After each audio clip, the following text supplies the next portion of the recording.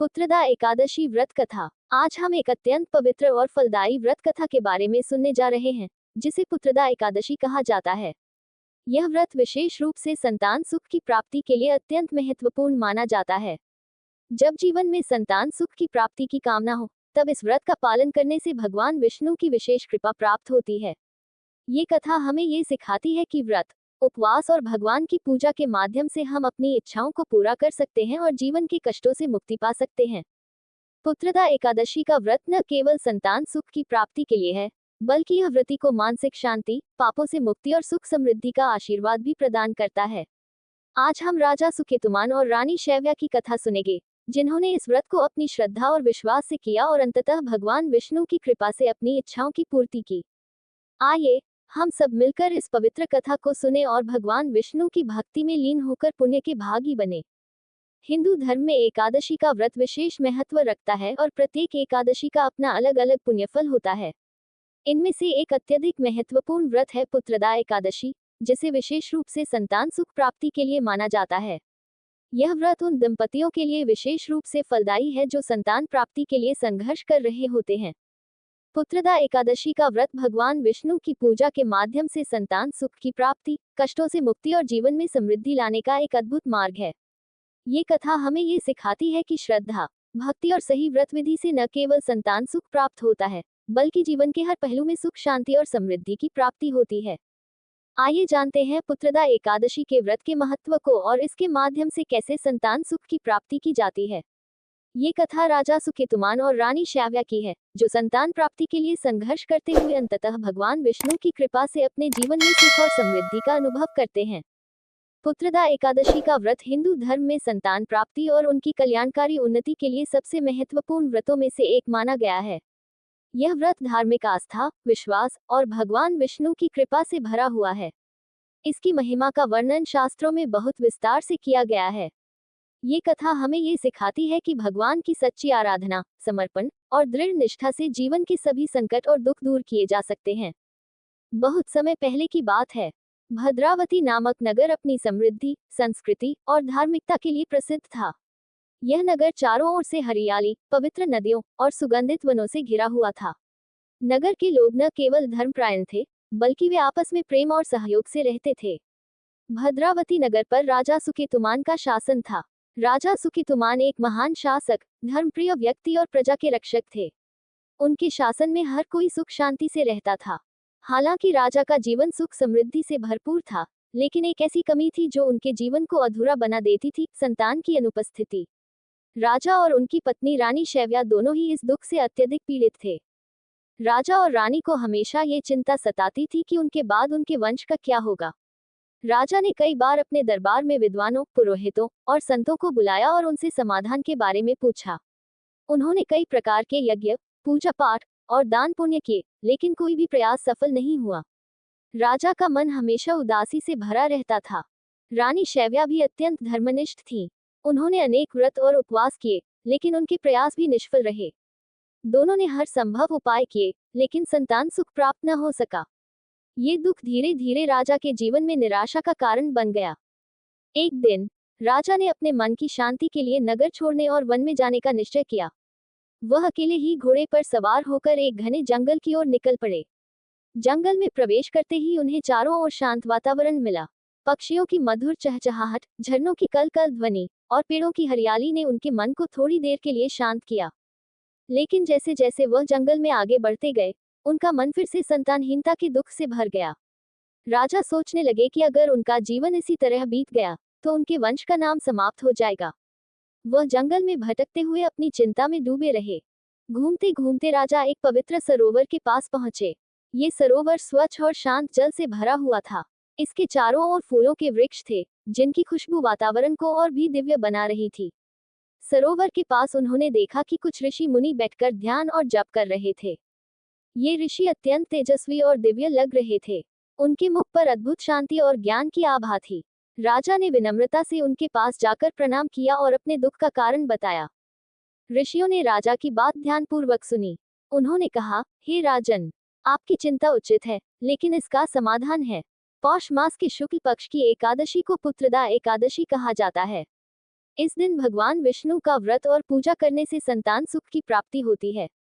इस व्रत का पालन करने वाला व्यक्ति न केवल संतान प्राप्त करता है, बल्कि उसके जीवन में सुख समृद्धि भी आती है। ऋषियों ने राजा को व्रत का पूरा विधि विधान बताया और कहा कि इसे श्रद्धा और भक्ति से करें। राजा ने उनकी बात को ध्यान से सुना और तुरंत व्रत करने का निश्चय किया। अगले दिन पौष मास की शुक्ल पक्ष की एकादशी थी। राजा ने सुबह जल्दी उठकर सरोवर में स्नान किया और व्रत का संकल्प लिया। उन्होंने भगवान विष्णु की मूर्ति स्थापित की और उन्हें पीले वस्त्र, तुलसी पत्र और पंचामृत अर्पित किया। राजा ने पूरे दिन अन्न का त्याग किया और भगवान विष्णु की स्तुति में लीन हो गए। उन्होंने विष्णु सहस्रनाम का पाठ किया और पूरी रात जागरण किया। उनके मन में भगवान विष्णु के प्रति अपार श्रद्धा और विश्वास था। राजा की भक्ति और व्रत के प्रभाव से भगवान विष्णु प्रसन्न हुए। उन्होंने राजा को दर्शन दिए और कहा, हे राजन, मैं तुम्हारी भक्ति और व्रत से प्रसन्न हूँ। तुम्हें शीघ्र ही एक तेजस्वी और धर्मनिष्ठ पुत्र की प्राप्ति होगी। ये पुत्र न केवल तुम्हारे वंश को आगे बढ़ाएगा, बल्कि राज्य को भी समृद्ध करेगा। भगवान के वचन सुनकर राजा का हृदय आनंद से भर गया। उन्होंने भगवान विष्णु का धन्यवाद किया और ऋषियों का आशीर्वाद लेकर अपने राज्य लौट आए। कुछ समय बाद रानी शव्या ने एक तेजस्वी और गुणवान पुत्र को जन्म दिया। ये पुत्र न केवल अपने माता पिता के लिए सौभाग्यशाली था, बल्कि उसने पूरे राज्य को भी गौरव प्रदान किया। वह आगे चलकर एक महान शासक बना और उसने प्रजा के कल्याण के लिए अनेक कार्य किए। पुत्रदा एकादशी का व्रत केवल संतान प्राप्ति के लिए ही नहीं, बल्कि उनकी उन्नति और कल्याण के लिए भी किया जाता है। इस व्रत के पुण्य से न केवल व्रती को सुख शांति मिलती है, बल्कि उसके पितरों को भी मोक्ष की प्राप्ति होती है। व्रत के एक दिन पूर्व सात्विक भोजन करें और मन को शुद्ध रखें। एकादशी के दिन सूर्योदय से पहले स्नान करें और व्रत का संकल्प लें। भगवान को पीले वस्त्र, तुलसी पत्र और फल अर्पित करें। पूरे दिन अन्न का सेवन न करें और विष्णु मंत्रों का जाप करें। रात भर भजन कीर्तन करें और भगवान विष्णु का ध्यान करें। द्वादशी के दिन ब्राह्मणों को भोजन कराकर व्रत का पारण करें। पुत्रदा एकादशी का व्रत केवल संतान सुख के लिए ही नहीं, बल्कि जीवन में सुख, समृद्धि और आंतरिक शांति प्राप्त करने का भी एक अत्यंत प्रभावशाली मार्ग है। इस व्रत को श्रद्धा और निष्ठा से करने से भगवान विष्णु की विशेष कृपा प्राप्त होती है, जो व्यक्ति के जीवन में हर तरह के संकटों को दूर कर देती है। जो व्यक्ति पुत्रदा एकादशी का व्रत पूरी श्रद्धा और समर्पण से करता है, वह न केवल संतान सुख पाता है, बल्कि उसके जीवन में आने वाली हर कठिनाई और दुख भी समाप्त हो जाते हैं। इस व्रत के पुण्य से उसका जीवन समृद्ध और खुशहाल बनता है और उसे पापों से मुक्ति मिलती है। व्रती को इस व्रत के प्रभाव से मानसिक शांति और संतुष्टि प्राप्त होती है, क्योंकि इस दिन भगवान विष्णु की पूजा से मन के संदेह और अशांति का नाश होता है। जो व्यक्ति इस व्रत को सत्य, अहिंसा और सत्यनिष्ठा के साथ करता है, वह न केवल आंतरिक सुख की प्राप्ति करता है, बल्कि उसे जीवन में हर प्रकार की सफलता और समृद्धि प्राप्त होती है। इस व्रत को करने से संतान प्राप्ति की समस्या का समाधान होता है। इच्छा शक्ति से व्रती को संतान सुख की प्राप्ति होती है, जो उनके जीवन को खुशियों से भर देता है। जो व्यक्ति इस व्रत का पालन करता है, उसके जीवन से दुख, दरिद्रता और कष्ट समाप्त हो जाते हैं। व्रत के प्रभाव से सभी प्रकार के शारीरिक और मानसिक कष्टों से मुक्ति मिलती है। पुत्रदा एकादशी व्रत के पुण्य से व्यक्ति को अपने पितरों का आशीर्वाद मिलता है और पितर भी संतुष्ट होते हैं। इससे परिवार के लोगों का कल्याण होता है और पितरों की आत्मा को शांति मिलती है। इस व्रत के प्रभाव से व्यक्ति की धार्मिक उन्नति होती है। वह अपने जीवन में सत्य, धर्म और नैतिकता का पालन करता है और समाज में सम्मानित होता है। इस व्रत से व्यक्ति का आत्मबल बढ़ता है। वह भगवान के प्रति अपनी भक्ति में गहरी निष्ठा विकसित करता है, जिससे उसकी आध्यात्मिक उन्नति होती है और वह जीवन के उच्चतम उद्देश्य की ओर अग्रसर होता है। इस व्रत से व्रती को शरीर की सेहत और मानसिक शांति मिलती है। उसके घर में सुख, शांति और समृद्धि का वास होता है। पुत्रदा एकादशी व्रत का न केवल व्यक्तिगत जीवन पर प्रभाव पड़ता है, बल्कि यह समाज और परिवार पर भी सकारात्मक असर डालता है। परिवार के हर सदस्य के लिए यह व्रत एक विशेष आशीर्वाद और कीमती धरोहर साबित होता है। इस व्रत को करते समय व्रती परिवार के सभी सदस्यों को धार्मिक कार्यों में सम्मिलित करता है, जिससे परिवार में एकता और भाईचारे का संचार होता है। पुत्रदा एकादशी व्रत के दौरान व्रती अपने संतान के भविष्य और जीवन के अच्छे परिणामों के लिए भगवान से प्रार्थना करता है। इसके द्वारा न केवल संतान की भलाई होती है, बल्कि पूरे परिवार का जीवन भी सुख समृद्धि की ओर बढ़ता है। यह व्रत परिवार के एकता, सुख और समृद्धि की कुंजी बन जाता है। आज के समय में, जब संसार भर में तनाव और अशांति का वातावरण व्याप्त है, पुत्रदा एकादशी व्रत का महत्व और भी बढ़ जाता है। यह व्रत न केवल व्यक्तिगत जीवन को सुधारने में मदद करता है, बल्कि समाज में शांति और संतुलन लाने में भी सहायक है। सभी प्रकार के संकटों और परेशानियों से मुक्ति के लिए यह व्रत एक अचूक उपाय माना जाता है। यह व्रत संतान प्राप्ति के साथ साथ जीवन में स्थिरता, सुरक्षा और समृद्धि का आश्वासन देता है।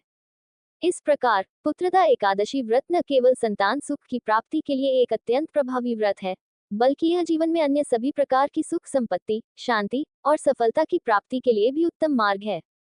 यह व्रत भगवान विष्णु की कृपा से हमें हमारे जीवन के सभी कष्टों से मुक्ति दिलाता है और जीवन को सुखमय बनाता है। जो कोई भी इस व्रत को श्रद्धा और भक्ति से करेगा, उसके जीवन में भगवान की विशेष कृपा होगी और वह अपने पद पर सफलता, सुख और समृद्धि की प्राप्ति करेगा। हमारी पूरी कोशिश होती है कि हर कथा को पूरी श्रद्धा और ध्यान से प्रस्तुत करें, ताकि आप सभी को इसका सही महत्व समझ में आए और आप जीवन में इसका लाभ उठा सकें। यदि आपको यह वीडियो पसंद आए हो, तो कृपया इसे लाइक करें, शेयर करें और हमारे चैनल को सब्सक्राइब करना न भूलें।